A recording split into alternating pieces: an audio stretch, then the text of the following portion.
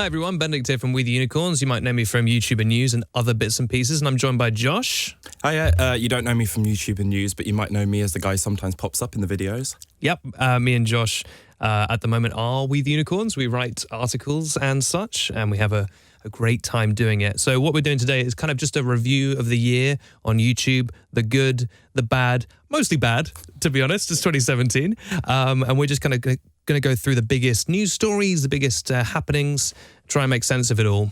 For a little bit of backstory, I've been at Unicorns for a couple of years. I also have a YouTube channel of my own, so I'm slightly more indoctrinated into the world of YouTube, shall we say, whereas Josh is a bit more on the outside, i.e. sane. Would you say that's fair?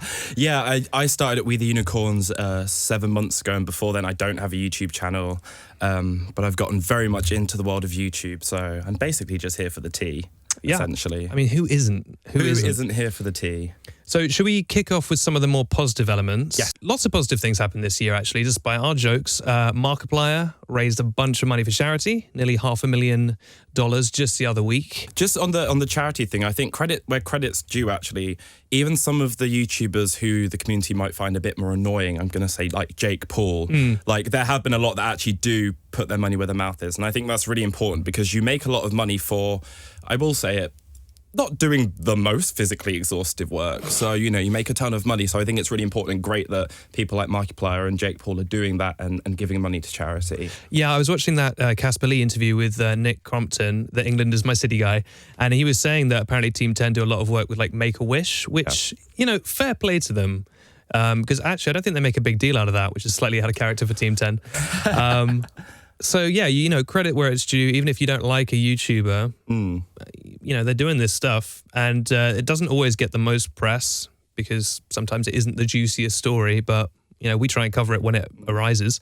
Well, that's the interesting thing, isn't it? That a story does tend to have a little bit of drama in it before it's going to get picked up by the wider community and something that people are interested in. So it's a shame a lot of those really positive things do fly under the radar. But I'm sure their super fans know what's going on. Yeah, and this is something that we can maybe discuss in this video, which is sure to be about 4 or 5 hours long. We can maybe, I don't know if this will be interesting for the viewers or not, but we can maybe give a little insight into what it's like to be sort of behind the scenes on a website that covers YouTube news, because I think it's a little bit more complicated than people realize. For example, a problem we have a lot of the time is, you know, people say to us like, why didn't you cover this thing? Or why don't you talk about these particular YouTubers? But there are things that the audience wants us to cover, but when we do cover it, no one clicks on it, which is a really difficult problem for us because it's like, of course we want to cover, you know, this tiny YouTuber, but no one clicks on it. And we need clicks, unfortunately, to survive. So it's this. And I think, yeah, a lot of the time when you see something positive in your newsfeed, it doesn't quite elicit the same reaction that makes you want to click as something that's juicy or gossipy. And I think we're all probably guilty of looking at the negative, especially because in the past couple of years, news has just been negativity, negativity, negativity. So it's become the thing our eyes have been trained to look at and go for. So no news like bad news. No news like drama. People love a bit of drama. People love drama. I mean, we love drama. We love drama, but we do try and balance it on the site. People say to us, you know, oh, why don't you do positive stories about this YouTuber? Yeah, we do all the time, but no, people don't click on it, but we do it. But anyway, we're getting sidetracked. There's been some YouTubers who've done some really good stuff. I mean, I think Lilly Singh, she gets a lot of praise. I think she should get more praise. Yeah, I feel like in many ways, Lilly Singh is what a lot of YouTubers, maybe it's controversial, a lot of YouTubers pretend to be, or really she is what they should aspire to be, I feel. Do you know what I mean? Yeah, I mean, I think is someone who puts her money where her mouth is. She's forever championing women and girls. She's always championing people of colour.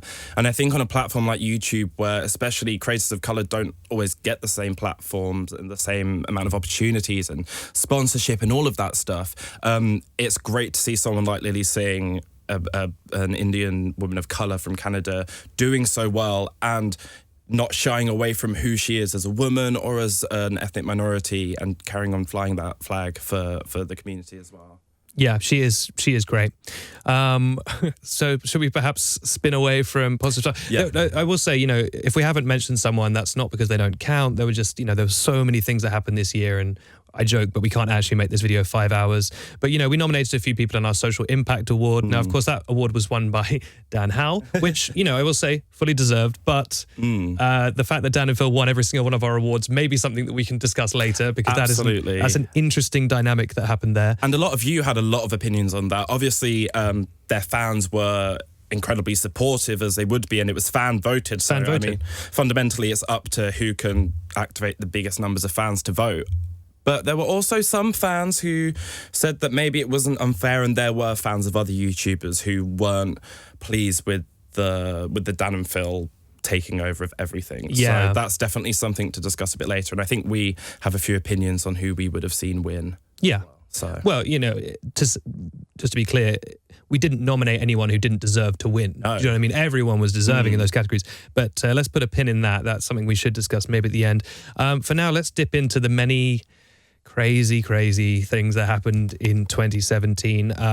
Should we start with Jake Paul? Let's start with Jake Paul. Let's start with Jake Paul. What a year Jake Paul has had. I mean, no matter how you feel about Jake Paul, he is undeniably some kind of business genius. Yeah. Or some kind of genius, because I've never seen a YouTuber rise so meteorically in such a small space of time. Yeah. I suppose he did have TV in his background. Yeah. He had that built-in advantage. And he had TV, but it wasn't to the extent that someone like Demi Lovato or Ariana Grande had TV. They weren't he wasn't a well-loved, huge character of a huge show. So. Yeah, because I'm not a huge fan of when someone like, I love The Rock, but when The Rock starts a YouTube channel, I'm a bit like, mate, you're killing every other platform. Yeah. Like, do you have to kill this one as well? What about people who don't have that, But yeah, Jake Paul and I suppose Logan, interesting year for them. I think for us and for many people, they sort of exploded onto the scene with Everyday Bro, which is the best song ever written. Well, you can dab on my hatred all you want. I will disagree with that. It's definitely a song. It's a song. It's a song. I think we reached a conclusion about Jake Paul in our morning meeting this morning, which is that I think Jake Paul and Team 10 and all of them, it makes sense if you don't believe it's real. If you just kind of treat them as like a living soap opera, they actually become quite amusing, because, every week he's like, I was hacked. I was abducted by aliens. It's like, no, you weren't, Jake Paul. Here's my fake girlfriend. No, you weren't, Jake Paul. But if you just treat it as like, it's like Trisha Paytas. Trisha Paytas is like basically a character, I think. You hope. I love Trisha. I don't understand her, and I think that's why I love her so much. But yeah, slightly controversial year for him. But I just want to touch on your point about if you know it's not real, then it's entertaining. I think one of the things with Jake Paul, and what I would like to see him do more of next year, is actually say to his fans, this is something in between reality and entertainment, because it's all well and good setting your garden on fire when you have no real consequences, but I don't know, it makes me sound, I guess, like an old man, but I do think you have to have a little bit of a responsibility to your fans. And these fans, I mean, they made headlines this year for camping out in front of his house in such big numbers. It was distracting neighbours. They were damaging property while they were there. And I mean, for Jake and the Team 10 guys, and maybe Jake's happy with that level of exposure, but I'm sure they all weren't. It's a big invasion of privacy. So I do think that Jake Paul should be teaching his fans about boundaries and just letting them know that this is, in some ways, exaggerated for entertainment purposes, because I think it's so easy to blur the lines between fact and fiction on YouTube, because the vlogging format is something that for years we've known as a medium for truth and a medium for telling about what's really going on in your life and who you really are. So I think what he's doing with that format is very clever from an entertainment perspective. But when your fans are so young, I think you kind of have a bit of a responsibility to say, this isn't all it seems. Buy my merch, but don't cry when terrible things happen, because this is drama. Yes, and I think actually we're going to find that was one of the biggest recurring themes of 2017, was that I think YouTubers more and more are grappling with the reality that they need and have a responsibility to their audience to explain their relationship, explain the boundaries. We saw this with PewDiePie, first mention of PewDiePie, won't be the last. Even Zoella with that whole advent calendar thing, that long derided and sort of parodied idea of I'm your best friend, even though I'm not. You know, that for a long time was sort of people would make fun of it, but now it's getting to a slightly a kind of breaking point, isn't it, where fans are finding it hard to blur the lines between. And it's having genuinely negative consequences in the real world when it spills over. And I think definitely fans as they start to grow up as well. I mean, it's kind of, you know, it's Santa Claus, it's the Tooth Fairy. I have no idea what you're talking about. They certainly exist. Thank you, Josh. This is coming out before Christmas, and I would hope you would be respectful. I'm just pulled up a headline about Jake Paul, actually. Sure. I think kind of encapsulates one of the things that I take slight issue with Jake Paul. And actually, it's not his fault. So sure. The is this a headline from WeTheUnicorns.com? Yes, this is a headline from WeTheUnicorns.com. What a website. Oh. I hear it's the #1 source of YouTuber and influencer news on the internet. That's not what I've heard. I've heard it's fake news. So the headline is Jake Paul was named one of the most important young musicians and people are what's this, an asterisk? Asterisk. SSED. They're cheesed off. Sure. And this was so a few months ago, Billboard released their 21 under 21 list, which is about entertainers and musicians under 21 who are doing great things.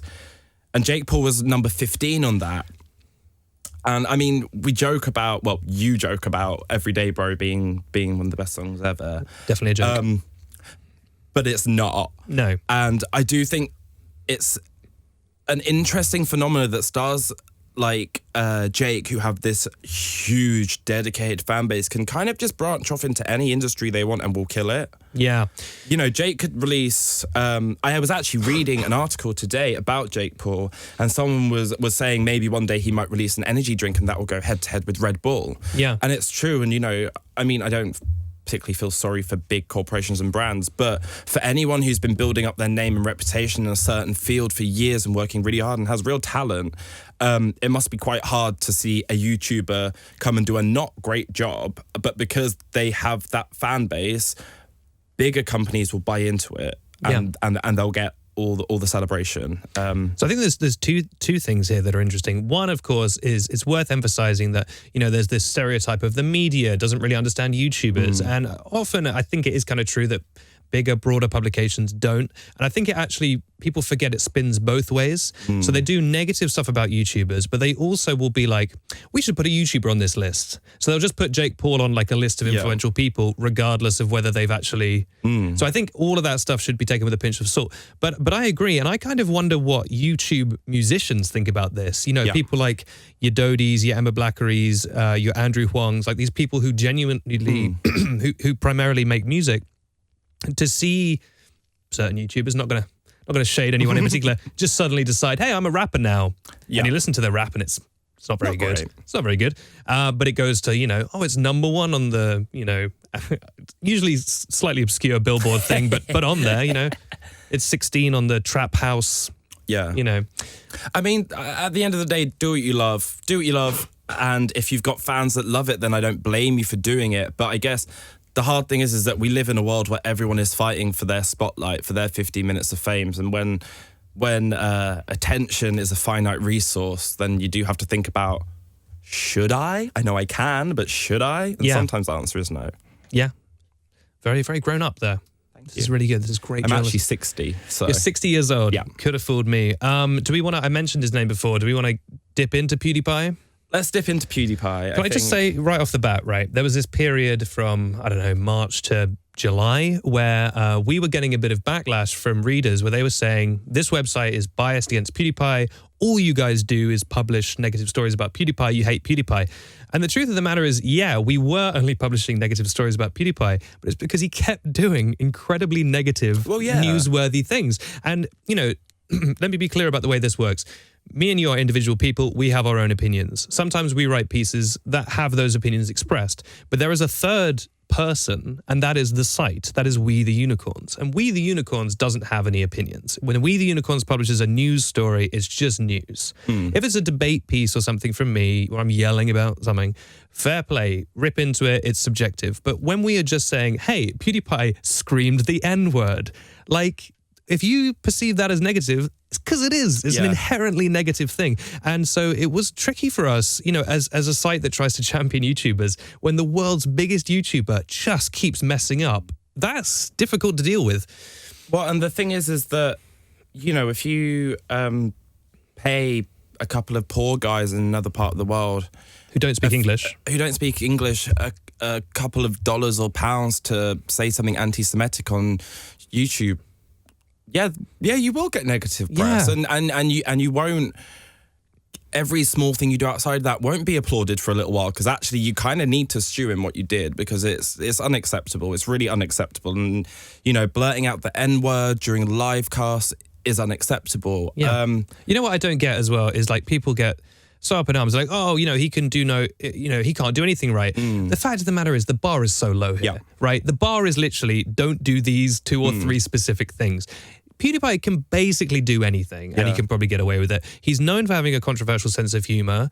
He has gotten away with that because as much as people are like, oh, everyone's so sensitive these days, PC culture. No, that's not true. You can make dark jokes. You can make political jokes. People do it all the time. Yeah. It's fine. But there is a big difference between making a political joke and just saying an objectively hateful thing or doing a hateful thing. I mean, the irony was insane. The fact that he made this death to all Jews joke, which was his quote, and then he kept defending it, saying it doesn't matter, it's obviously a joke. The fact that Charlottesville, the actual Nazi rally, happened shortly after, and the fact that he then finally came out and apologized, I mean, I suppose in his defense, it implies just a sort of closed-mindedness, that he apparently genuinely did not realize that there are actual Nazis in the world, but that closed-mindedness is not good. Well, that's the thing. I mean, if you command an audience of over 50 million and you don't know about these huge things taking place in the world, and you can't be sensitive about that,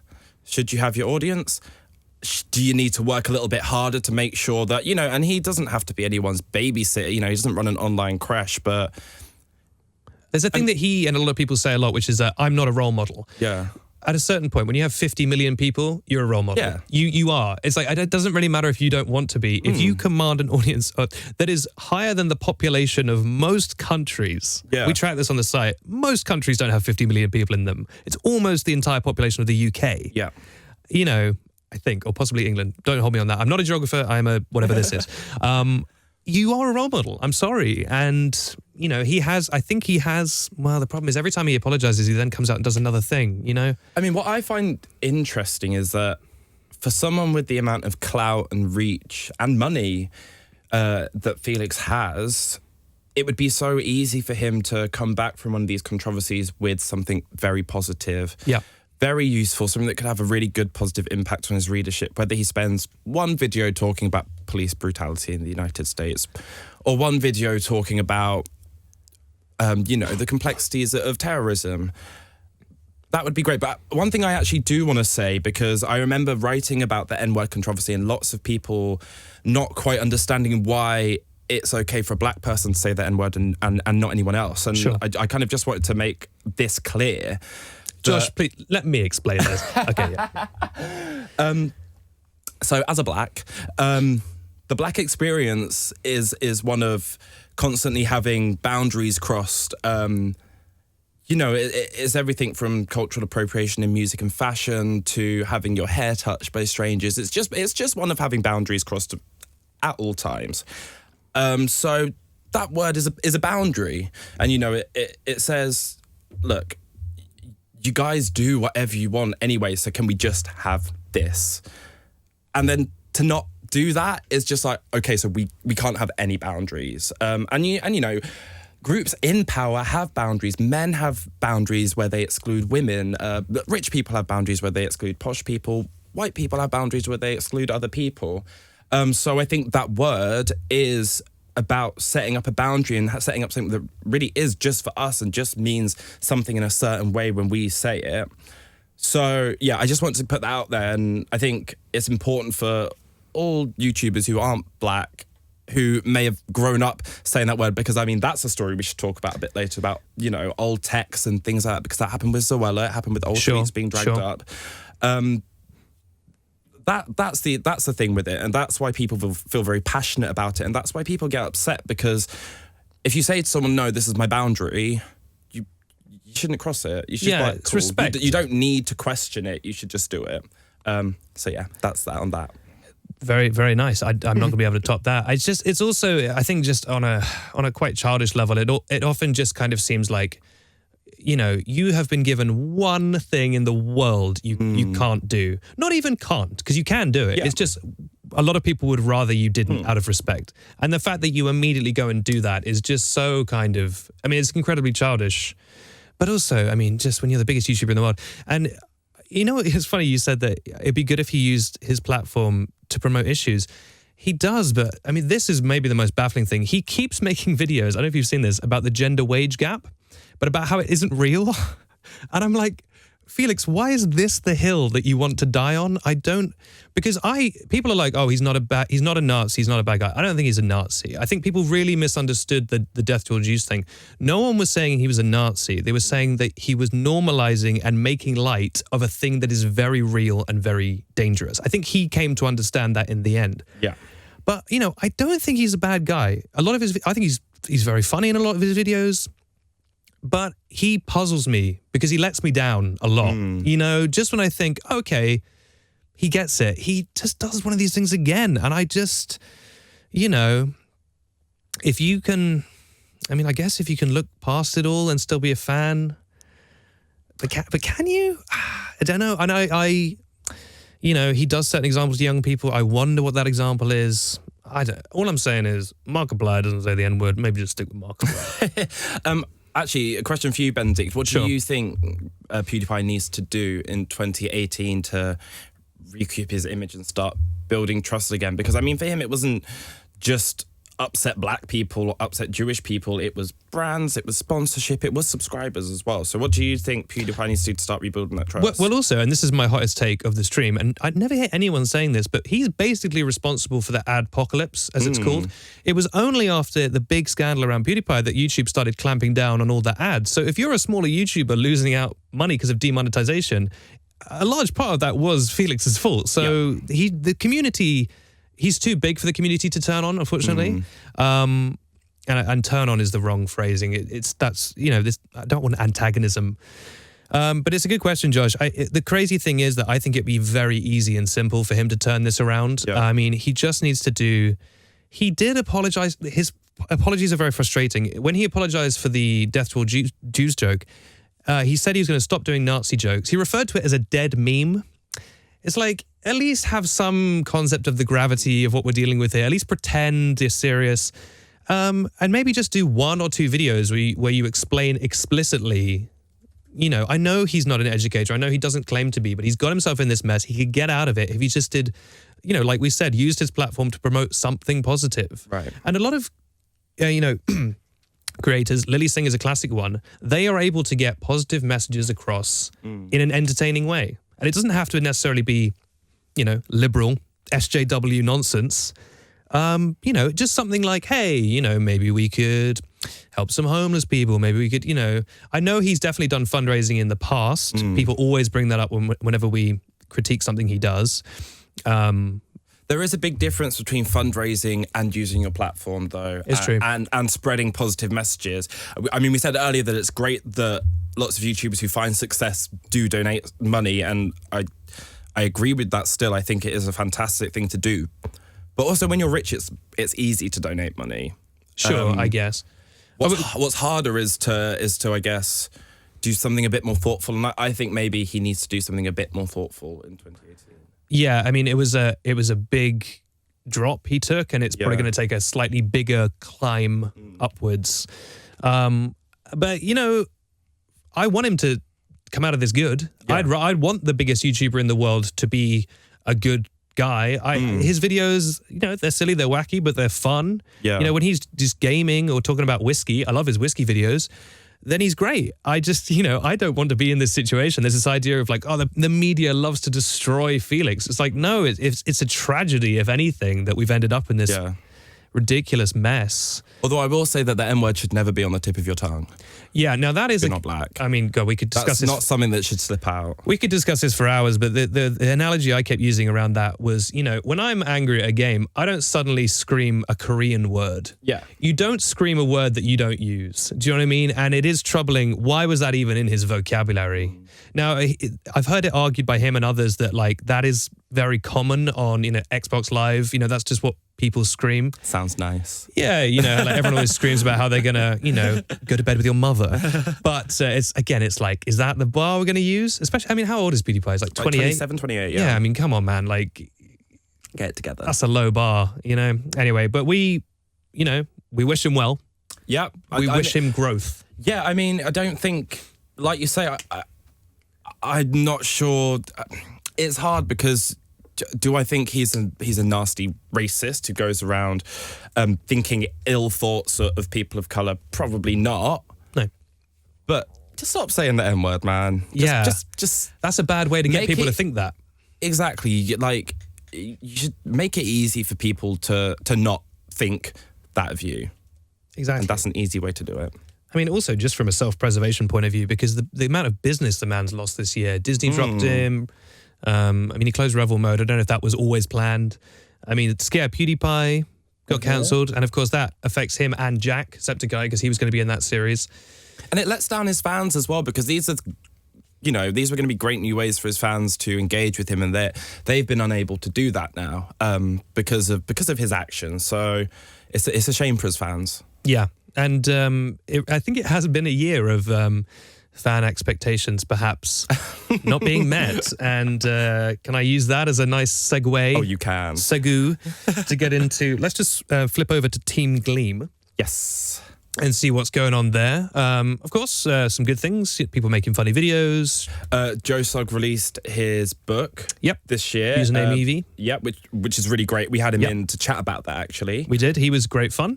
Mm-hmm. He's a nice bloke, isn't he? He is. This is the thing, actually. If you've never met a YouTuber, by and large, in fact, good people, nice people. I've every YouTuber I've met, I found really warm and lovely, actually. And super professional. So, yeah. You know, you may not like their content or whatever. I mean, I do. But yeah. You know who is I've got to just give a shout out. You know who's the nicest guy in the whole world? Who? Ollie White.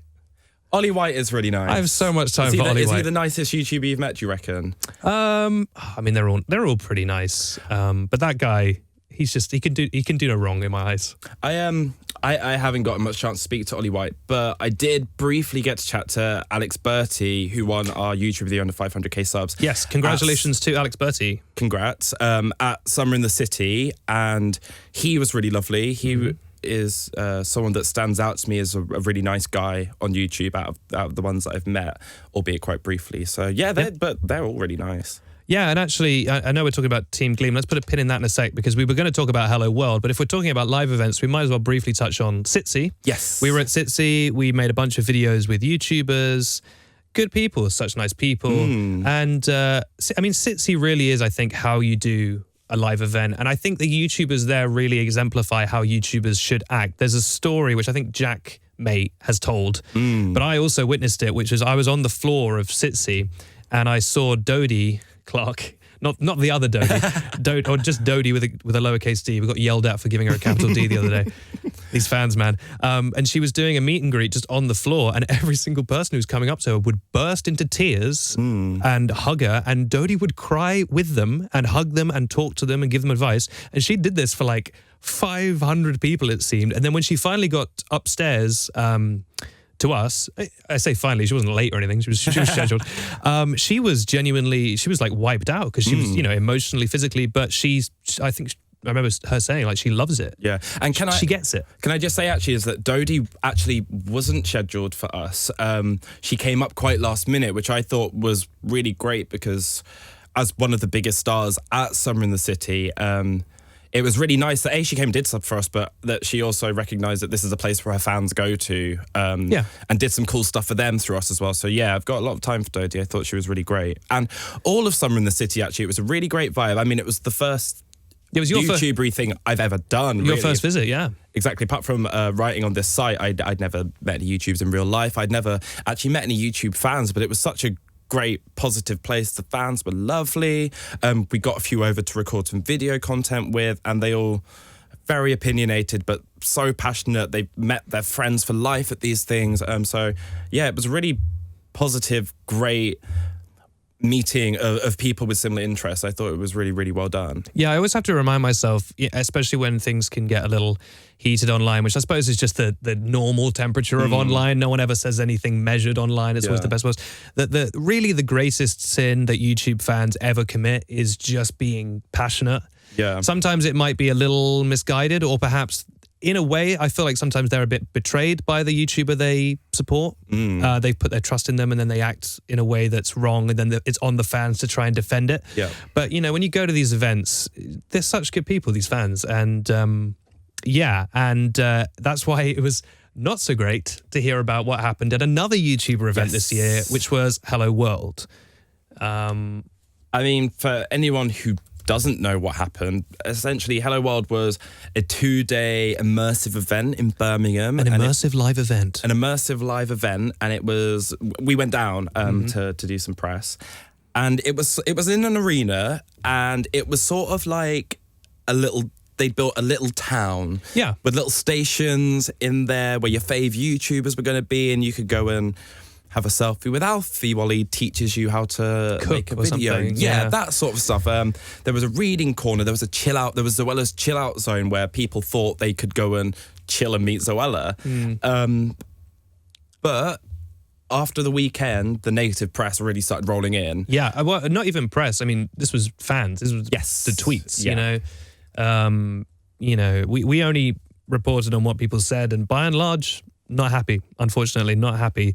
Now, look, I think they really tried. I don't think this is them being evil. I think some people characterized it as a sort of corporate money thing. I don't think it was that. I mean, when we got there, it was very elaborate. They had all these sets. They clearly put a lot of effort into it. But I just think that in hindsight, from day one, it was flawed. It was never going to work because they kept saying over and over again, before, during, and after, this is not a meet and greet.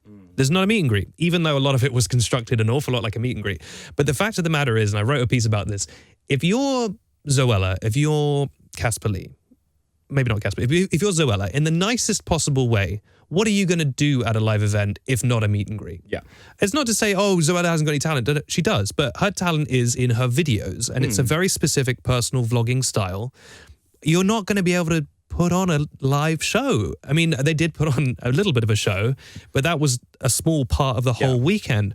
And so, no matter how much you tell fans this is not a meet and greet, they're going to go to the event where Zoella is because they want to meet Zoella. And then, of course, 1,000 kids were not able to meet Zoella in the space of 3 hours. Of course, that's not possible. And of course, there's going to be disappointment, especially when the VIP tickets cost £99, which is a whole other issue. And the situation with the VIP tickets, I believe, was that you were entered into a ballot and you may get the chance to meet them. But even then, I remember seeing tweets where people had won said ballot and still weren't able to meet their fave. And I've just pulled up some of the tweets that were reactions from Hello World, and someone's written here, kids are walking around with very sad faces.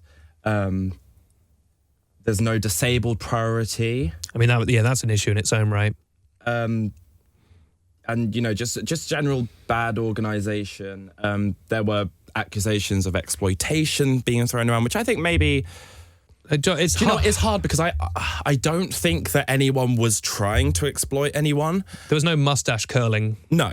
But if at the end of the day, if the effect is people are exploited, then you have exploited them. And you have to answer to that. I thought the response from the YouTubers was rubbish. Yeah. They were just kind of like, it was that classic, like, stop being haters. It's like, no, own it a little bit, accept that something went wrong here. If they had just said, hey, okay, it wasn't perfect, we'll work on it, that would have been enough for me. But instead it was all of them just going like, it wasn't a meet and greet. And it's like, that's not good enough, man. I felt like it was a lot. It didn't need to be as aesthetically fancy because it was its first year. And it looked beautiful. Those little clouds up in the sky were great. And there was weather. The weather changed. It looked really professional, and it looked, I mean, everything you'd expect from the Gleam guys, because they're a bunch of highly polished, highly skilled, generally highly professional YouTubers. Nice people. Good people. Yeah. But I think what they should have done is scaled back on all of that and just focus on, right, this is our first year. Let's really work on what fan interactions are going to look like here. How can we feasibly meet as many fans as possible while preserving our mental health, our energy, our boundaries? Because I know that's very important, particularly for people like Zoella, particularly for people like Louise, who was pregnant. Yes. And still is pregnant. I think that you have to factor all of those in, and I fully get that Zoella in particular deals with anxiety, and that's something that I deal with myself, so I'm fully sympathetic of that. But I feel like there wasn't enough work done beforehand to say, okay, these are our limitations. Yeah. How can we get the best experience out of this for the audience? Because I felt like it was quite an easy day for them, and quite a tough day for their fans actually to come and not. I mean, they were queuing for ages just to get in. Yeah, I mean, we did a video of that queue. You'd have to scroll back through our Twitter, but I literally was walking for about 20 minutes past this queue with a camera. So yeah, there was a lot of waiting. Especially when you consider that Summer in the City has perfected basically the meet and greet system. I don't know if you know much about it, but it's sort of balloted, and it's neat because they had the same problems back in the day, of course, as the event got bigger. How are you going to meet all these people?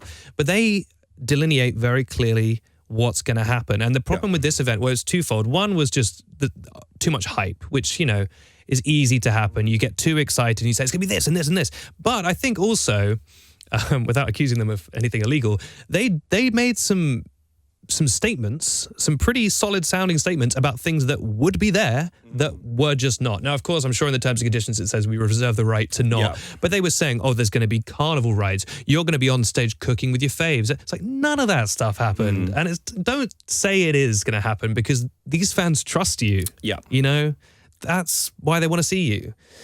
I'd be interested to see what they do if they come back next year. What do you think they need to do next year?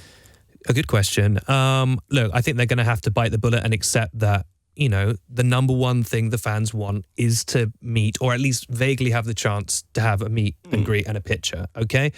I'm not saying you have to guarantee every single person's going to meet you. Like you say, you know, Zoella's not, you know... the only analogy I can think of is a cow, but she's not. The point is she's not on a conveyor belt. You know what I mean? She's a human being, and you know she herself has been very open, like you say, about her anxiety, and so yeah, of course I'm not asking that these YouTubers, you know, bend over backwards and collapse, but I do think that it was naive to think that fans would be happy to come to the event and never get close to the YouTubers. That's what they want to do. You know, if you're Markiplier, if you're, you know, even Dan and Phil on their live tour, if you can do a whole show, then that's probably enough. But these YouTubers, they're not doing that, so they're going to have to come up with something to fill the gaps in other ways. Well, I think, or even just have less people attend. Yeah. I think that one of the things they need to do is just take it back to the fans. Ask fans what they want, and like I say, they'll probably all say, I want to meet you. Yeah. But even if they say outside of that, what do you want? Because I mean, one of the great things at Summer in the City was just there was just space for groups of friends that have just met each other to sit and get to know each other. Little things like that. Yeah. That there weren't really at Hello Wildlife. I think the fact that there wasn't proper disabled access, if that's true, I didn't see a lack of it myself, but it's something that a lot of people did speak about afterwards. That's kind of unacceptable. Because really, YouTube, the best thing about YouTube is that it's available to people of all walks of life pretty much. All you need is an internet connection and a screen. It's, you know, you can be any race, any age, any social background, any level of wealth, and you can be disabled or able-bodied and be able to enjoy it equally. So you have to bring that into real life, or you're failing some of the people that made you famous, and that's... Yeah. You know, these people gave you the life that you have, and it's reciprocative. You need to give something back and make sure that you're really catering for all of them, as many as you can. And not having proper disabled access is just not good enough. No, I mean, really. that's not having disabled priority for that. Yeah. Also, £99. I mean, £99. I find that, what is it, £30? Yeah. I find it very hard to believe that needed to be £99. Now, look, we don't know the behind-the-scenes dealings. Listen, they had a stadium. That's expensive. Well, but, an arena, not a stadium. An arena. But either way, it's not, you know, it's not the park. No. But £99. But do you need an arena? maybe. Well, the thing is, that's the thing. 'Cause Most some of the arena listen, wasn't even filled. Yeah, and like the XL building in London, that's where some of the city is held. Listen, it's kind of ugly. It's just a big warehouse, a huge warehouse, but you can fit everything inside. And With space to spare. exactly. I think it's just about remembering that prioritize substance before style. Hello World looked incredible. If it was on aesthetics, Hello World would blow Summer City out of the water. It was so lovely. It looked like you were walking into a little dream fantasy land. But if you just want a dream fantasy land, like you can load up a Dream Fantasyland screensaver on your laptop. Like people are actually here to experience things. So it's true. I don't know if it's worth getting into. I think anyone will care about this, but what it was like from our perspective being there as press, because we were obviously there in a press capacity to interview people, which we did in a little side room, which was really noticeable for the amount of people who didn't do press. Sure. Now, look, again, these are people with lives. There is no obligation for them to come and talk to the press. And by the way, when I say press, it was us and like several other publications. You're all just together. You know, you don't pick and choose. You will just do one big thing. And we were just asking them silly questions or whatever. But I do think it's interesting when a lot of these YouTubers, especially the ones who very rarely do any press anyway, when they have an easy opportunity like that, I think it's a missed opportunity because, you know, outside of their videos, the only way fans have access to these people is via interview or discussion. And, you know, and I think you might also put yourself in danger a little bit. I think there's this idea of if I avoid the press, that means there won't be negative stories about me. But also, the less people know about you, perhaps the more people will speculate. That's the thing. Not us, but, you know, perhaps bigger brands who don't care as much about YouTube. You know, if you are slightly mysterious and enigmatic and, you know. Listen, it works for Beyonce, but not everyone is Beyonce. And only one person is Beyonce. Only one person is Beyonce, me. Yes. And when your career is built off people getting to know you, and I use air quotes because I think that every celebrity, YouTuber, otherwise has a right to keep some parts of their life private. Absolutely. But yeah, you have to think about how you can let your fans engage with you. And your YouTube channel is one way, but I think creators have a tendency to sometimes get a little stingy with what they give outside of that platform. I don't know whether that's because everything that goes on their platform they get revenue from. Sure. And it's just about, that's smart, make your money. But yeah, I mean, we've had to write a couple of negative stories about Zoella this year, which we will get into. Sure. And I think it would be great for her or any YouTuber that finds themselves in a bit of trouble, because it happens to everyone. Yeah. Happens to everyone, you know. And it would be great for her to have a little context on the site, in her words, that just, you know, would just cushion the bad news a little bit. I think that would be good for her. That's no bad thing for any YouTuber. And I think, I mean, that's not just us begging YouTubers to come on our site. A little bit that, but it's to their benefit, I think, because otherwise other people have to fill in the gaps, and not everyone's got the best evil fingers. Well, yeah, but you know, and not everyone's got the best intentions a lot of the time. I mean, God, the way that calendar thing, we'll get into that, but the way it was blown into this insane proportion. You know, I don't think it was good to begin with, but it became this very elaborate thing, partly because no one was saying anything about it. So everyone was like, well, let's just assume she meant to do this, and let's just, you know, and then... So I think we have to get into calendar. I think we time. do. Shouldn't have been £50. It shouldn't have been £50. It shouldn't have been £50. So I'm sure you've all read about this. This was on our site quite a lot, and it was all over the mainstream news. But essentially, this Christmas, Zoella released this lifestyle 12 days of Advent Christmas 12 days calendar. of Xmas. 12 days of Xmas. Advent is 24 days. No, it was called a 12 days of Christmas Advent calendar, so it was just a confused concept. Okay. I mean, small thing, not the biggest thing, but when do you open that? When do you start and finish? I suppose the theory is it's the 12 days of Christmas, which are the 12 days following Christmas. So I guess the idea is you receive it as a gift for Christmas and then open it after. But I mean, you know, an advent calendar. Yeah, and this thing had, it retailed for £50 to initially begin with. And it contained, I'm just getting the list of content. I mean, the most notable one, I mean, there's nothing we can say that Jack Dean hasn't already said, Jack mate. But one of them was a bag of confetti. That was day 2. It was Yes. a bag of confetti, a small bag of confetti. And so there were things in there like a bauble, which if you're getting this after Christmas, why would you want bauble? There's a lot of question marks around this.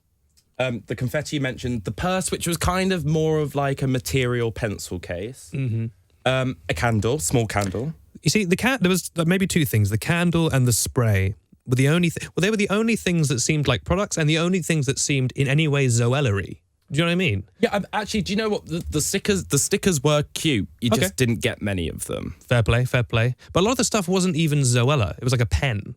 It's like, you know, if Zoella invented pens. Well, it was things like the pen and the pad of paper were in separate days. Like, what? Come on. I know. And I really felt like her response was not good because her whole thing was basically... Well, first of all, she said, I've been working on this for a year, which implies that she has been involved in the process. And then she was like, well, I didn't set the price. This is all business, blah, blah, blah, blah, blah. But 2 question marks for me. 1, are you implying that you okayed these prizes? Because even if the calendar was selling for £10, a bag of confetti? Yeah. I would pay someone to not have a bag of confetti. A bag of confetti is an inconvenient thing to own. Yeah, it's just mess. It's a mess. It's just mess. So, first of all, the fact that you okayed these prizes full stop is baffling. But then, someone, at some point before it went out, someone must have mentioned to her, by the way, it cost nearly £150. Right. You know what I mean? And... £100. When you say it like that. £150. It's so much Half money. a ticket for Hello World. I want to read out what Zoe said in response, just so we've got the exact quote. So, yeah, we don't want to misquote her. She said, the calendar is something I've worked on for a year. I'm all about the creativity. I'm all about getting it from design to a product. Where my input ends is there. Once the product is done and I'm happy with it, the retailer can decide how much they sell that for. That's completely out of my decision making. I don't have the right to make those decisions. She then went on to say that she felt just as let down as her fans did, and that there might be some people that didn't realise that the price isn't set by her. And she said that even her mum didn't realise that. And then she said she doesn't want people to think that she sat at home counting £50 every time someone buys a calendar, thinking that it was a conscious decision I made to rip people off. And I will say... No, because she said that she was happy. She said she signed off on it. And half the problem is not the £50. The problem is that's a terrible advent calendar. Yeah, I mean... I just don't get it, man. It's things like... I know this is going to make me sound really sad, but it's just stuff like... It's crap. Like, a lot of it was... His words, not mine. Was what you would describe as bits. They were bits. Tat. Yeah. Your words, not mine. And the bits are bad for the environment. Yep. And I don't think you should be giving out bags of confetti because it literally is just bad for the environment. You can make your own confetti with a piece of paper and some scissors. And do you know how great would it have been if, and this would actually still not be worth £50, but be worth more than this, if Zoella made some sort of like craft calendar where you can make bits. Yeah. Because that's so her brand. That would have been great. And it's something that people can interact with more than opening a door every Monday. Because basically you pay £50 to get 12 half-second interactions, then you throw it away. And probably throw most of the contents away too. Well, here's a hot take, all right? Brace yourself for this spicy take. What if, and I wonder if many people who bought this before knowing what was in it, what if the Zoella Advent Calendar contained Zoella products? Yep.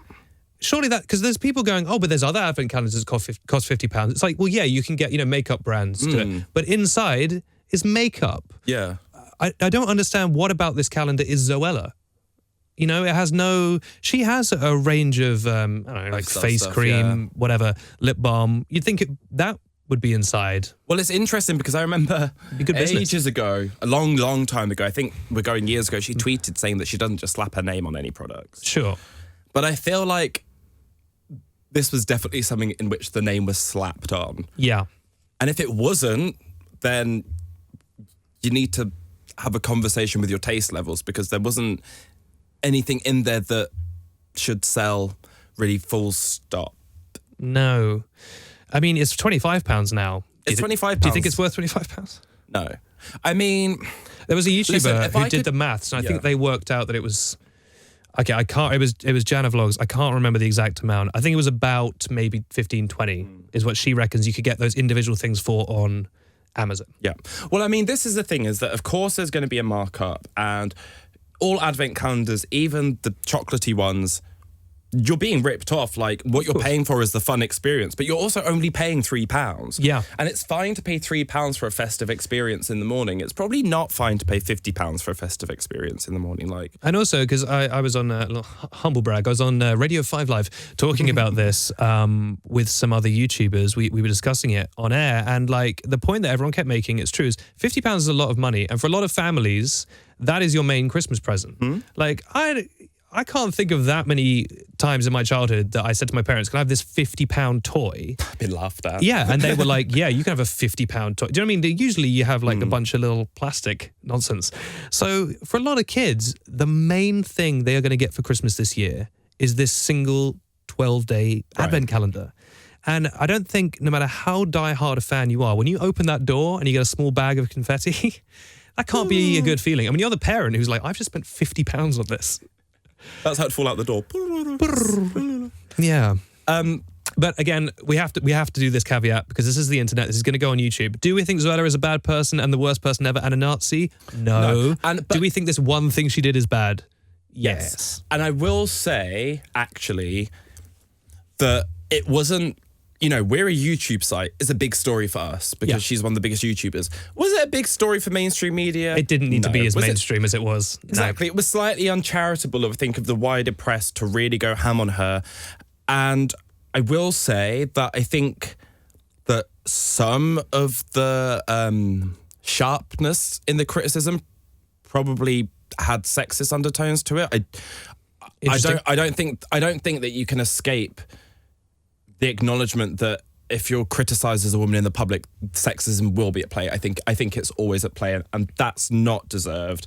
I think there were two narratives that it conveniently played into. Yeah. One is that there is a mainstream narrative that YouTubers are useless and they don't do anything and they get paid to do nothing. And I work in a lorry in a mine and I get paid a penny a year. And that YouTuber farts in a jar and is a billionaire. Do you know what I mean?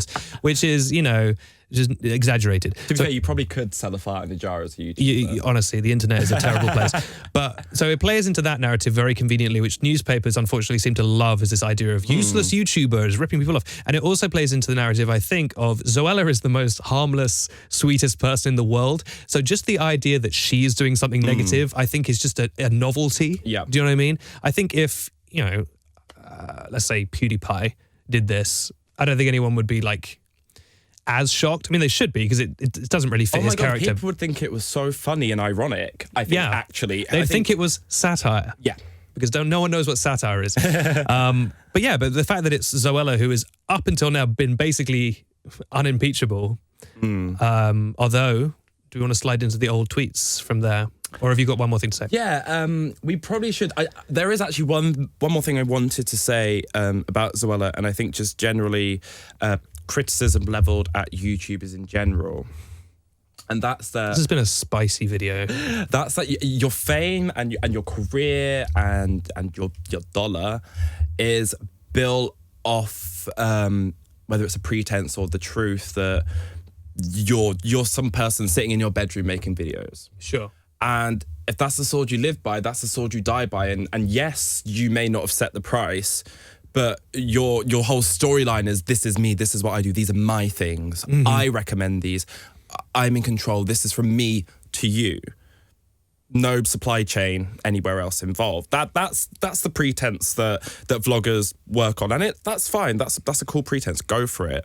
But if that's your brand, then you have to take the negative that comes with that. And I don't think you can push blame onto your suppliers or onto a retailer. I think part of this whole performance is accepting that this will happen and just saying, what would you like from me next year, next Christmas? You just ask people. You know, if you had 50 quid to buy something Zoella, what would it be?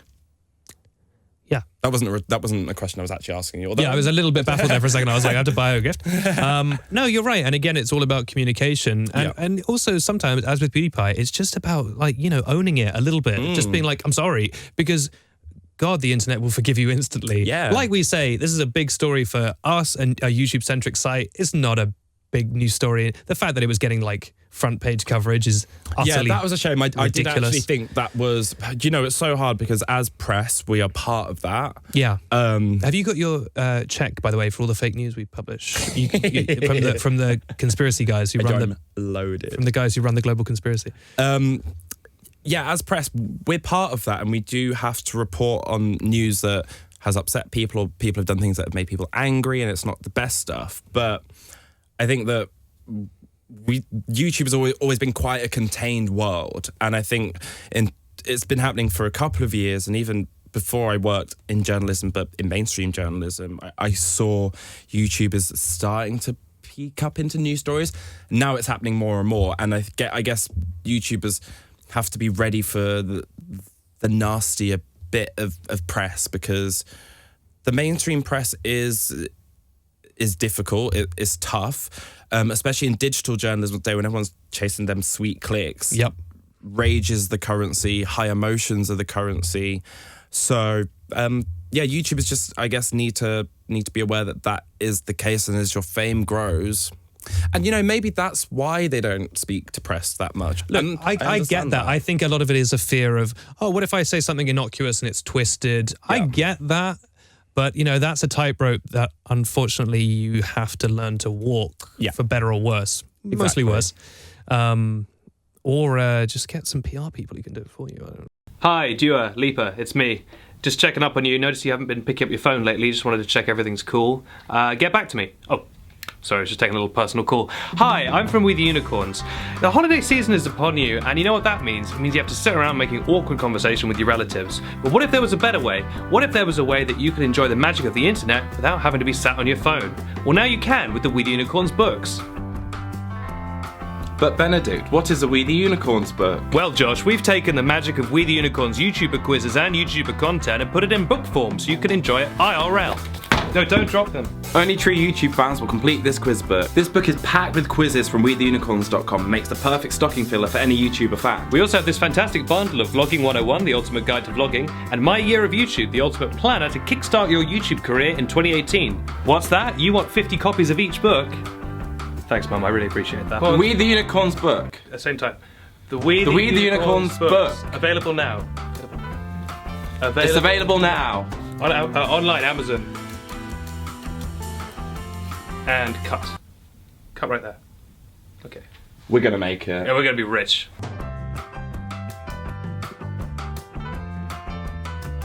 Okay, so now we're going to talk about a phenomenon that's affected a couple of YouTubers, but we're going to talk about it in regards to Zoella specifically. Mm-hmm. And that is old problematic tweets being dug up from years ago. And so it was actually following on from the whole advent calendar drama that someone went through Zoella's old tweets and clearly searched for some vulgar and offensive terms and found some stuff. So Zoella tweeted back in 2010, I find it funny when gay men spit. It's like they're trying to be a bit macho, but never works. There was another one where she said, why are these clothes so expensive? Because they're designer, you tramp.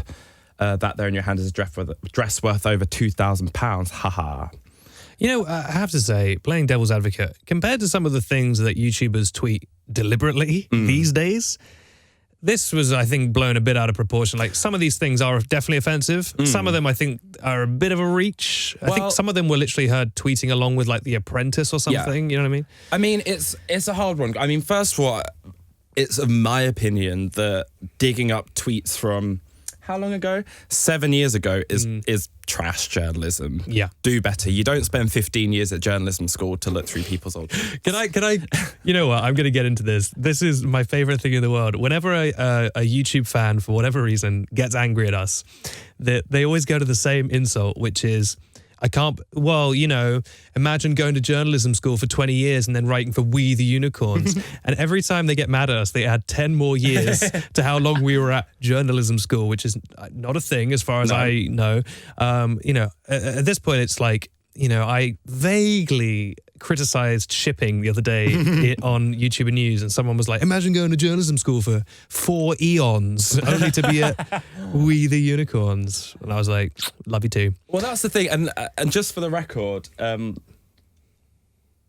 say what you want about writing, whatever you want, but what journalism is learning what story is going to resonate. Yeah.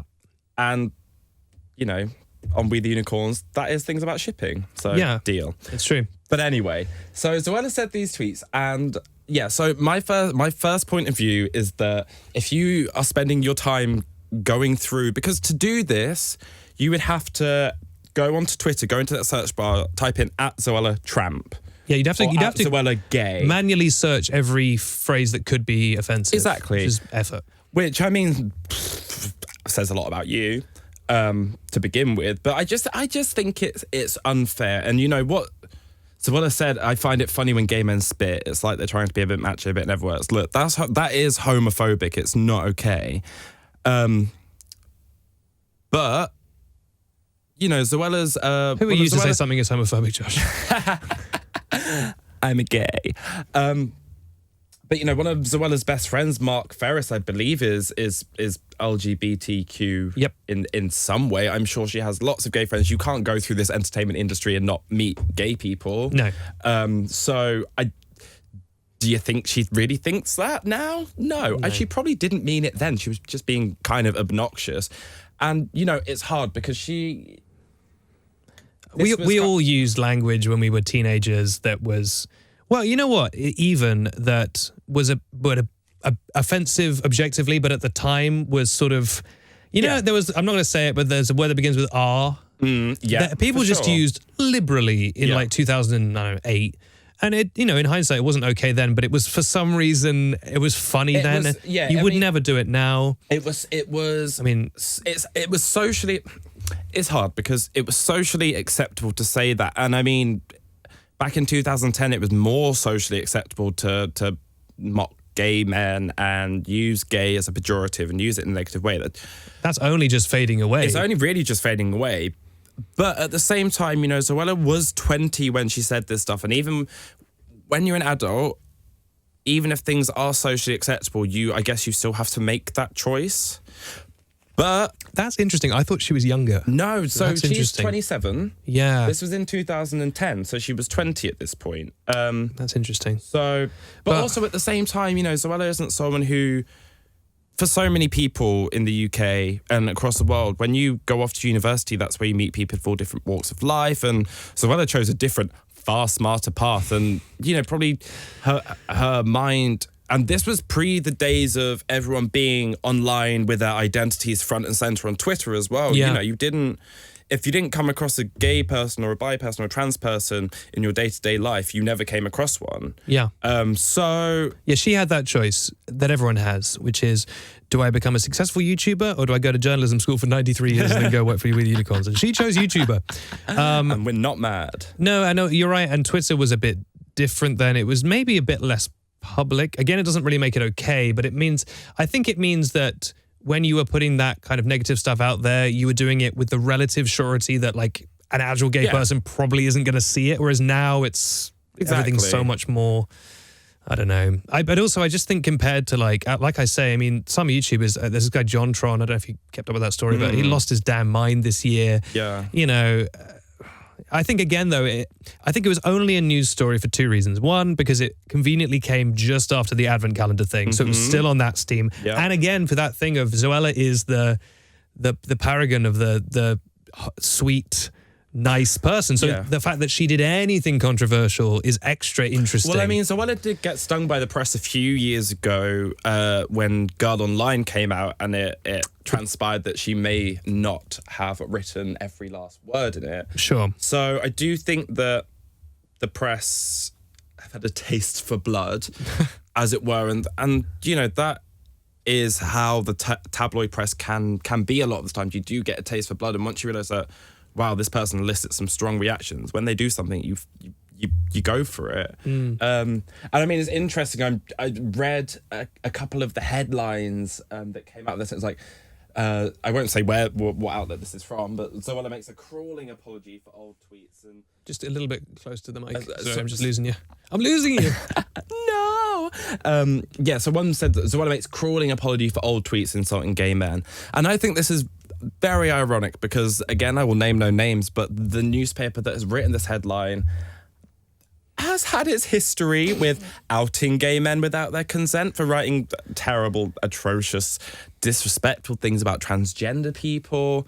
Does it say crawling apology? Yes, So this is the thing that I really hate. When you criticize someone for apologizing, I mean, that really is a lose-lose situation. You know, if someone has apologized, you don't keep kicking them. Like, that's commendable that they've apologized on some level. I just think, again, much like the Advent Calendar story, outside of specific YouTube reporting, I don't think it's not really news. needed to be a news story. And, you know, just to jump into the mainstream, while something similar happened with Stormzy, some old tweets were dug up and he was being homophobic. He's a rapper, for people that don't know who Stormzy is. And it was the same thing. It was just like, these are from years ago. Like, these people very publicly have openly gay men in their lives and in their careers. So Stormzy's apology was very good. it was very good. It was. Yeah. I just think with that, it's, you know, she shouldn't have. It is disrespectful to say that about gay men, and, you know, we do have to face people questioning our masculinity at every turn. It's hilarious because gay men do spit a lot, but I won't get into that because it's for young people.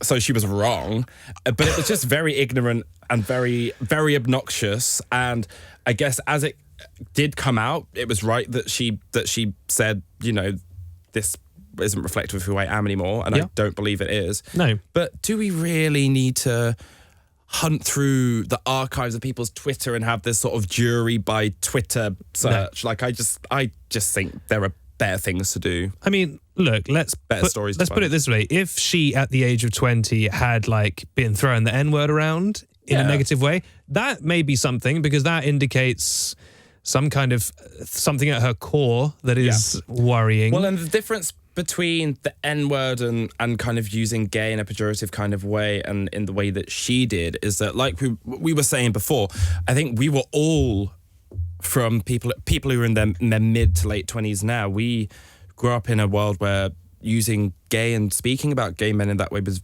very normalized. And I'm not saying racism isn't normalized, because Lord, it is. But that specific word, the N-word, I don't think that's ever been something that's been normal for people who aren't black to say in this country.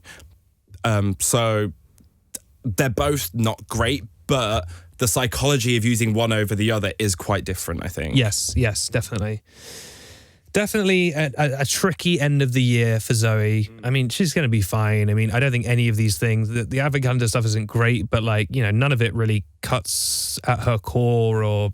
And the thing about Zoella is that she will take this on board and learn from it and do better. I think so. Like, I think she does have she wants her audience to have a great time watching her, and she wants her audience to... Her brand is so the big sister, the best friend that you never had, and part of being a big sister and being a best friend is listening to when your friends or your younger siblings say that you've done something wrong and learning and being better. So I think she will.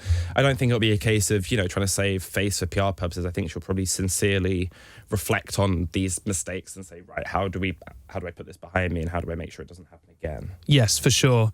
Okay, so we were going to wrap up with our just talking about the winners of our awards, but actually, seeing as we're already going pretty long, I just want to quickly dip into the YouTube Rewind, because that was yet another thing that was controversial this year. I mean, I had enough hot takes to do a whole video about it. Imagine being that guy. I thought the one bit in the middle where they, for some reason, decided to talk about terrorist attacks or something in the freaking YouTube Rewind, it seemed very out of place. I think it completely backfired. It made them seem flippant. They were like, oh, that was bad. Anyway, here's Jake Paul. But in general, even that aside, a lot of people weren't happy with it. Fans weren't happy. YouTubers weren't happy. I mean, Emma Blackery made that video about it, which was pretty eye-opening. You almost wonder, I think we were discussing this, whether they should do, was it your idea to do separate rewinds for different countries or something? That was my idea. But someone had this idea where they... I saw a reader say that, actually. I think maybe you might read it from one of our reader comments on Twitter. Someone suggested this, and it kind of was interesting because the issue, if you want to call it that now, is that there's so many successful YouTubers. And hey, that's a great thing. But back in the day in YouTube Rewind 2001, whatever, you had like 8 people who were, you know, you had Tyler Oakley, Shane Dawson, these big people. So it was very easy for them to all get a nice star turn in the Rewind. This year's Rewind was like stacks of people put together like sardines on screen for 1 second because they were just trying to make sure everyone got screen time. And so... Yeah, there was this suggestion of like, what if you just did one rewind for all the English-speaking YouTubers, for example? Yeah, for sure. Because at the end of the day, okay, someone might be the biggest YouTuber in Spain, but like, I don't know. I suppose there's not a lot of speaking in the rewind. I might be on a strange tangent here, but I don't know. I'm curious. What do you think? Like, is there a way to fix this? Because it was a pretty boring 7 minutes this year. Yeah, I mean, I don't have much context for YouTube rewinds, having come to the world of YouTube quite recently. But I must say, I switched off after 5 minutes, and it was hard to get to 5 minutes. Sure. It just felt it was very twee. And welcome to YouTube. But it was twee to the point of it kind of being like weirdly dystopic. Like I felt like it was like everything is fine, Fun slime times. It was very like positive vibes. Yeah, which I find off-putting. Sure. Well, yeah, they're off-putting when they don't feel earned or sincere. Or sincere, yeah. And I don't think that's the fault of any YouTuber, because it's hard to look sincere when you're on stage on film for a nanosecond. Exactly. What do you do? Yeah, I did think the way that they allotted time to YouTubers was strange. I mean, KSI got like a nice little close-up, which I understand because he's a big YouTuber. He's a very big YouTuber. But then, Lilly Singh was barely in it. She should be in it more. Obviously, PewDiePie wasn't in it, but he said himself he wasn't invited. Yeah. I think some YouTubers did deliberately not appear in it out of protest. But like Markiplier was in it for literally a hot second, and it's like, this man is half the platform, at least from a business standpoint. Yeah. You're not going to give him a slot? Seemed very strange. I mean, it's interesting. The one thing I will say is that I guess we don't know what those YouTubers that were on for very long offered, what their situation was like. Sure. Maybe Markiplier only had a couple of seconds to be on. We don't know. Sure. But I mean, even someone like Emma Blackery should have got more time than, if she can be put on the Apple event screen for over 2 seconds, she can be on the YouTube rewind screen for over 2 seconds, really. That's the classic Apple test, the famous YouTube Apple test. All right, let's wind it up with our awards. So we had our 2017 edition of our Unicorn Awards. These are fan-voted awards. We did the voting on Twitter this year. We had more awards, nominees, categories, everything than ever before. We also had more votes than ever before. Everyone was great. And we had some, well, let's be clear, worthy winners, because no one who was nominated was not worthy to win in some way. And we really tried actively to make it a broad range of different kinds of creators from, different sized audiences, backgrounds, all kinds of things. But again, deserving. Everyone who was deserving. But it was an interesting result. Dan and Phil absolutely swept it, which is to be predicted. Our audience loves Dan and Phil. And hey, there's nothing wrong with that. But it was interesting, actually, this week, even this morning, we're recording this on a Monday, coming in after the weekend and seeing the comments from people, because we're getting even hardcore Dan and Phil fans who are saying, I love Dan and Phil, and I do think they were worthy, but it does get a little tiring sometimes that the fandom washes over everything. And perhaps if you're doing fan voting, that's just the way it's going to go. But it's just interesting because the fandom is usually the fandom with a PH, they're usually very unwavering in their love of Dan and Phil. That is their greatest strength and their most terrifying quality. What do you make of it all? So, obviously, we picked the nominees from our knowledge of what they've all been up to over the past year and who we find personally impressive and personally inspiring. So, plus a little bit of stats, mumbo jumbo, biggest stories. We put a little bit of techno stuff in behind the scenes. But so we love Dan and Phil ourselves. We find their vlogs entertaining. Their personalities are great. The work. They also do things like Make-A-Wish Foundation. And obviously Dan opening up about his depression was a really important moment. All the stuff he did with Young Minds was fantastic. Great stuff.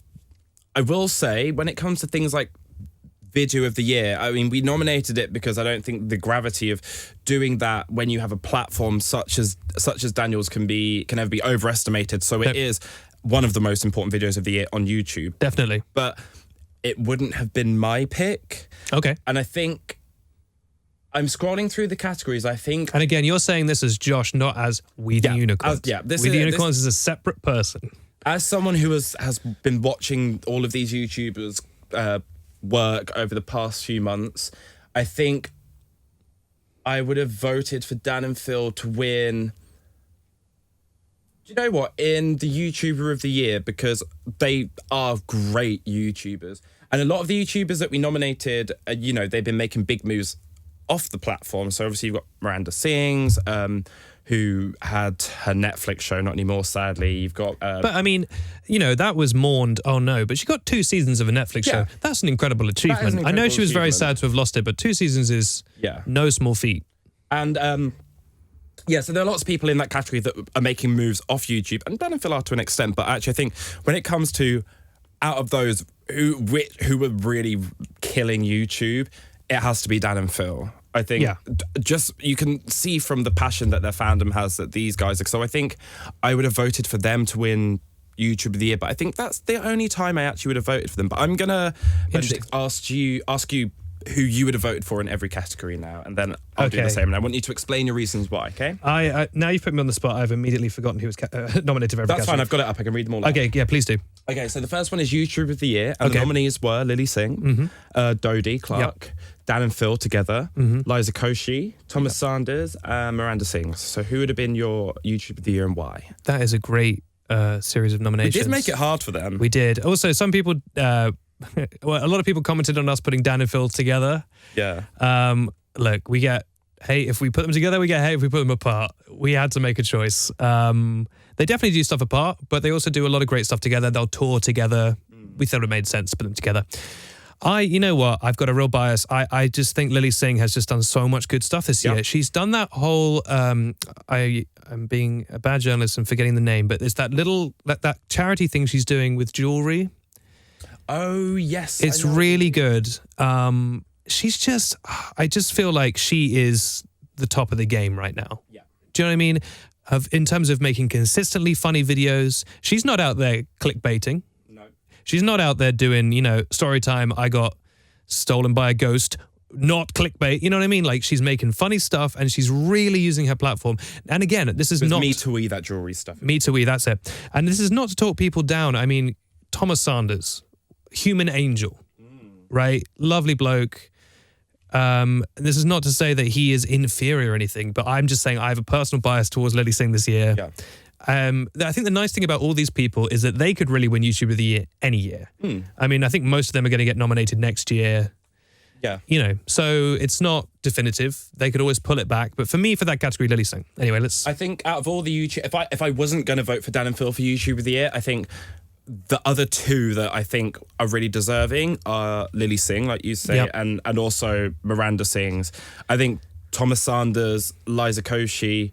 are both really, I mean, we love them. I love them. Yeah. Have they done enough with their platform yet to compete? They're sort of on the up and up, aren't they? Yeah, they're really, their star is rising.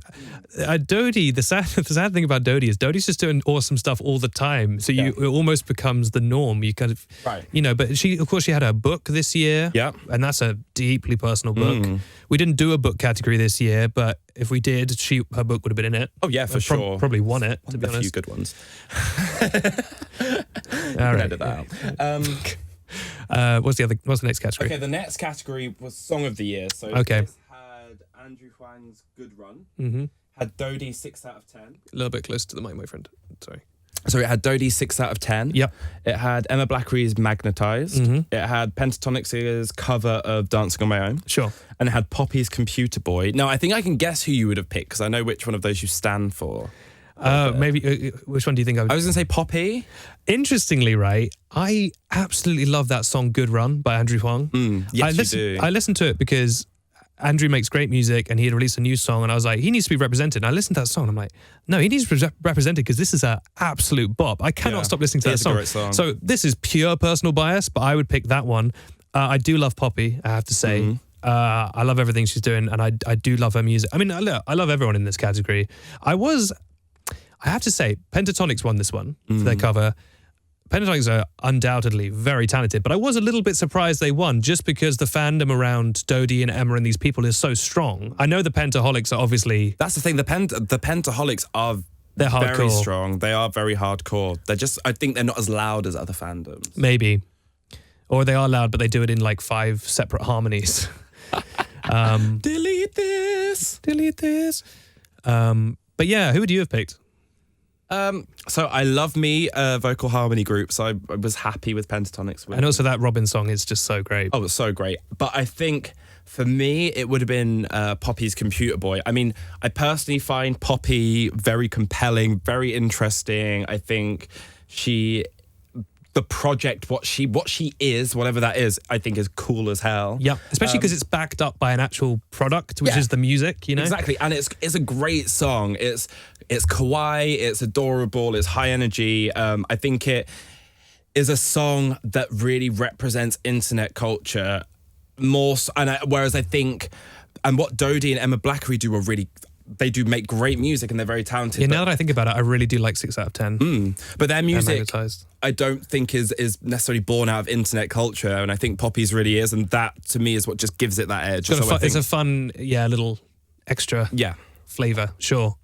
Okay, so the next one was one of my personal favourite awards, which is a Social Impact Award. Great award. And the nominees were Jackie Aina, who is an American beauty YouTuber, and we nominated her because she is always calling out racism in the beauty industry and championing diversity and, a broader range of shades for people to use, and really championing opportunities for people of all shapes, sizes and colours to feel beautiful and confident. Then we had Riyadh Khalaf, who obviously released Queer Britain this year, which was a fantastic documentary. We had Ollie Pike, who for the past couple of years has been creating work that teaches young people about LGBTQ families, which is so important. Pop and Ollie, yeah. Yep. We have Alex Bertie, who released Transmission this year and has also been documenting his medical transition for the past few months and really being quite a one-of-a-kind resource, actually, for young trans masculine people all over the world. It can't be overemphasized how good the pun Transmission is. Oh, it's so good. I mean, it's that so alone good. is like... So good. I was like, Top tier. Transmission because he's trans. I was like, but it's also a mission. So great. And then we had Lilly Singh, who was nominated generally just for being a massive champion of women and girls. But again, she also had specific, so things like the Me and We jewelry collection. And then finally, Daniel Howell for his mental health work, becoming an ambassador of Young Minds. Down and depression and so forth, yes. So who would have been your pick for social impact? So Daniel Howell won this one. Mm-hmm. In a way, it might sell Dan and Phil short because I feel like they were maybe destined to always win, and it maybe undercuts the fact that he does deserve to win. Do you know what I mean? Like that is a worthy. Yeah. The fact that the fans are rabid doesn't ignore the fact that that his work with mental health has been fantastic. So I'm not trying to take that away from him. I don't know who I'd pick for this. Who won in the end? Daniel Howell. Oh, of course, what I'm talking about. Of course he won. Yeah. I got confused. I don't know, again, Lilly Singh did some great stuff. I really don't know. Who would you... This was a hard category. So I think... It's hard to compare good deeds. Yes. I think what Jackie Aina does with diversity and inclusion is very important, particularly on YouTube, which, as we all know, does have an issue with inclusion and diversity, particularly in the beauty industry, which has been geared towards, and still is mostly geared towards white women. At the same time, the baby gay in me thinks, God, if I had books to read about LGBT families as a kid, that would have changed my life. Yeah, I think I'm leaning towards Ollie for a couple of reasons. First of all, because he's doing great work. Yeah. But also because, especially in this year with the ad problems, with all those LGBT videos that have been restricted unfairly, and even YouTube came out and said, whoops, he's putting all this work in. He's probably not getting much back. Yeah. Do you know what I mean? There's not money in this, but he's doing it for the love of it and because he knows it's important. So, and can I just share a really cute story about Ollie Pike? So sure. I don't know if he'll remember this because it was a bit of an aside, but so Ollie came up to be interviewed with us at Summer in the City. Do you remember this? And one of our colleagues was asking him what his favourite swear word is for a video, and he was like, I work with children. Oh yeah. And we're like, just say it. And he's like, no, my brand is kids. I'm not going to swear. And he's just like so dedicated to what he does and is just like professional as hell. Yep. Works really hard. Is doing something that has real tangible importance.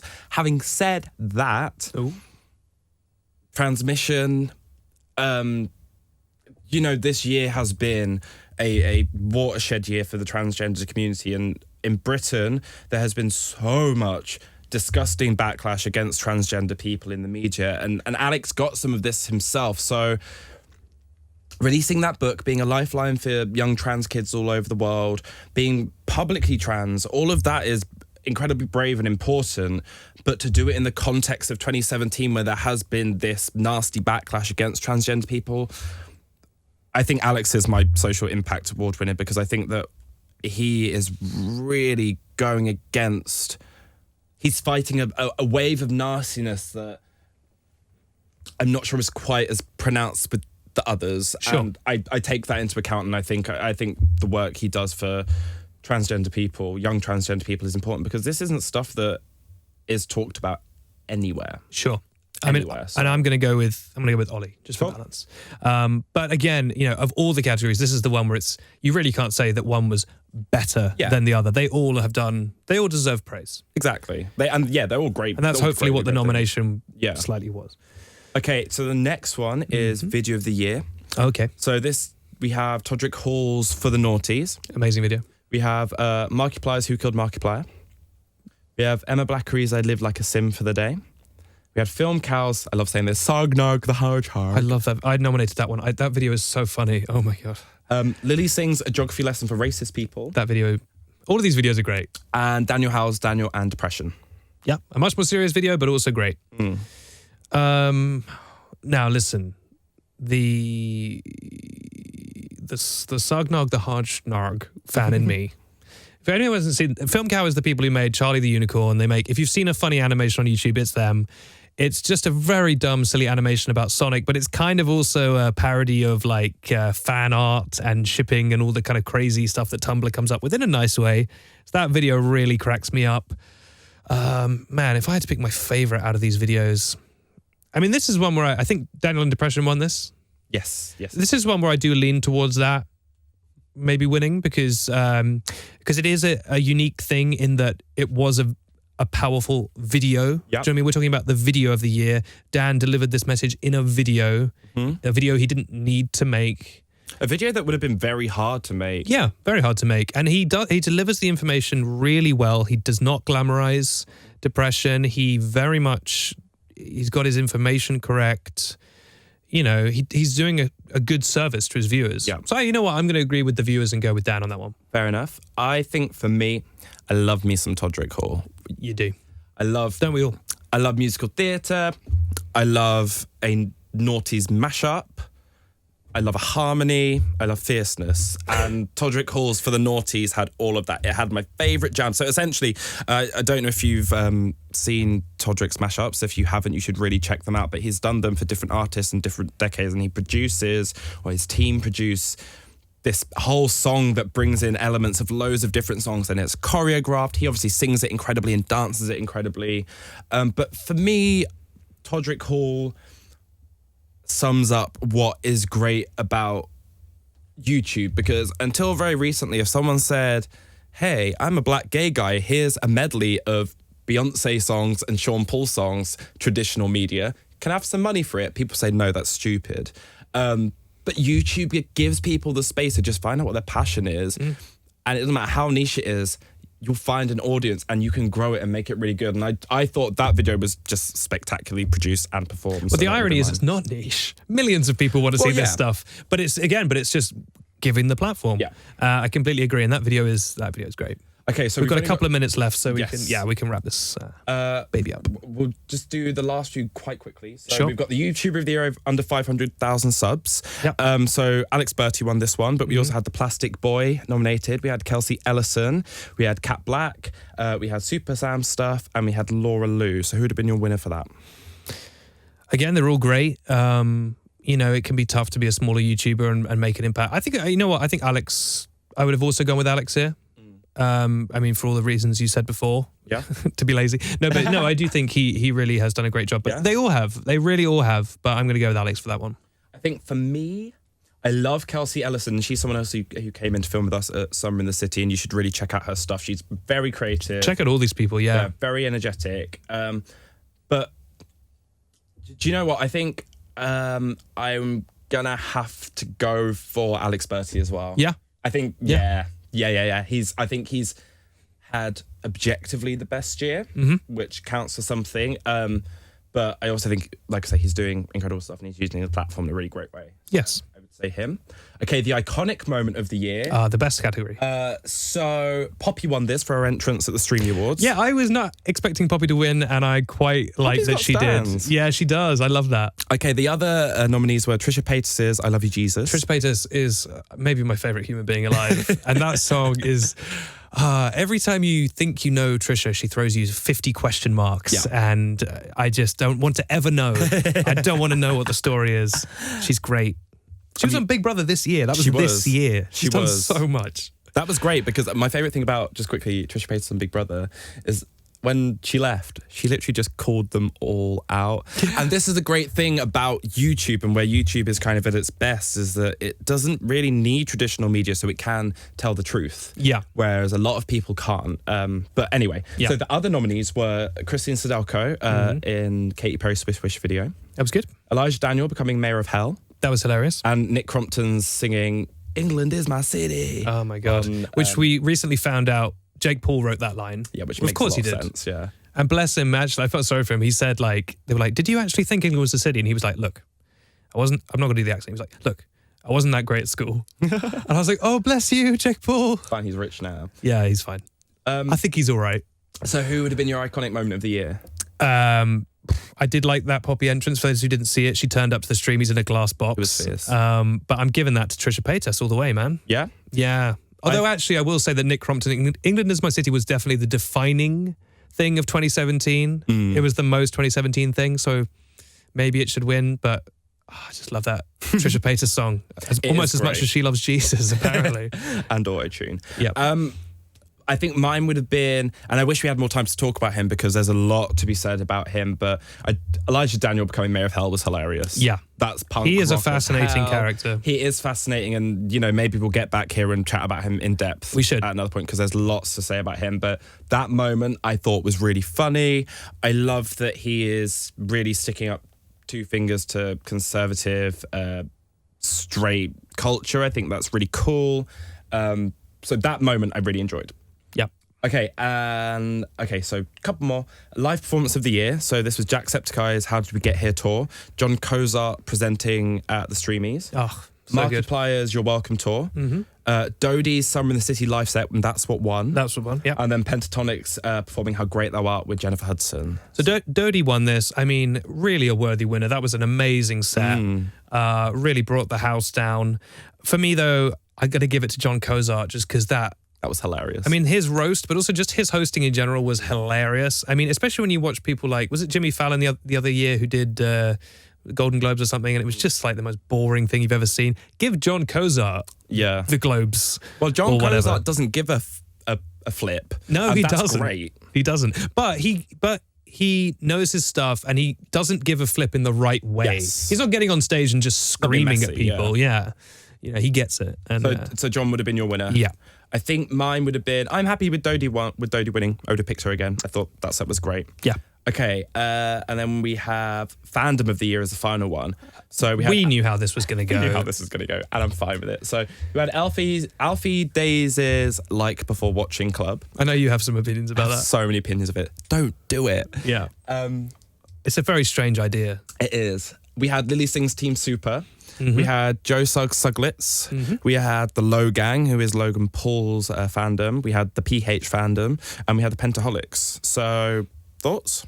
I mean, we might as well have called this Fandom of the Year with a PH because we knew it was going to go that way. Do you know, when I wrote this, I did actually write that and thought, oops, no, it's an F. Yeah. I mean, I haven't got the raw data in front of me. I do think the other fandoms did give them a little bit of a run for their money. I mean, I knew the Pentaholics were dedicated, but I think they have surprised me with just how they really are dedicated. I mean, this is the most subjective one. I don't have a favourite fandom of the year. No. I agree with you that the LBW thing is kind of strange. I mean, so just for people, if you don't know, this is kind of encouraging people to like the video before you've actually watched it and taken it in. And again, you can, if you want to, it's not illegal. There was much worse things you can do. I'm not saying that. I'm just saying curious. It's not really what the like and dislike is for. Yeah, I just think if you want your favourite YouTuber to make better videos, and everyone's got room to evolve and do better, sometimes that means giving them a thumbs down if it ain't that cute. Or even just not giving a like. Or not giving a like. My system, here's my system. If I like the video, I like it. If I don't really like it, I don't like it. If I hate it, I dislike it. That's the system you should use. I've actually never disliked anything before. No, me neither. It just feels nasty. But yeah, I mean, to be honest, the fandom deserved that. The fact that they could storm the awards to the level that they did shows that they really are fandom of the year. Oh yeah, those guys are terrifying. And do you know what? It's funny. So I'm a huge Beyonce fan, and the Beehive, Beyonce's fandom, are ferocious too. So I get it. I get these guys a lot, and they are a great fandom. I mean, you're not a fandom to anyone else. You're a fandom to your fave. So yeah.